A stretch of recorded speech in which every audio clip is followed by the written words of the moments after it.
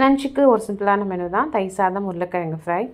அம்மா நிறைய லிக்விட் எடுத்துக்கணும்னு சொல்லியிருந்தாங்க டாக்டர். அதனால் தயிர் கூட நிறைய கருவேப்பிலை, 2 நெல்லிக்காய் போட்டு காலையிலேயே மோர் அடிச்சிட்டேன்.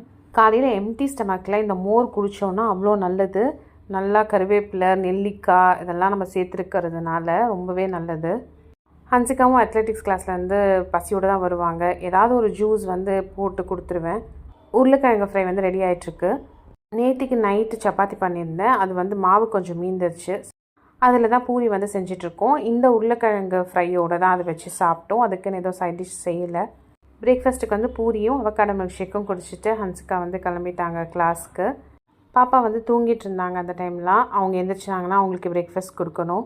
காலையிலே கேழ்வரகு, பாதாம், ஒரு முந்திரி பருப்பு ஊற வச்சுருந்தேன் பாப்பாவுக்கு கஞ்சி ரெடி பண்ணுறதுக்கு. ரொம்ப தண்ணி சேர்த்து அரைக்கக்கூடாது, கொஞ்சமாக தண்ணி சேர்த்து அரைச்சி எடுத்துக்கணும். இது கூட நெய்யோ இல்லை தேங்காய் எண்ணெயோ சேர்த்து கொடுக்கலாம்.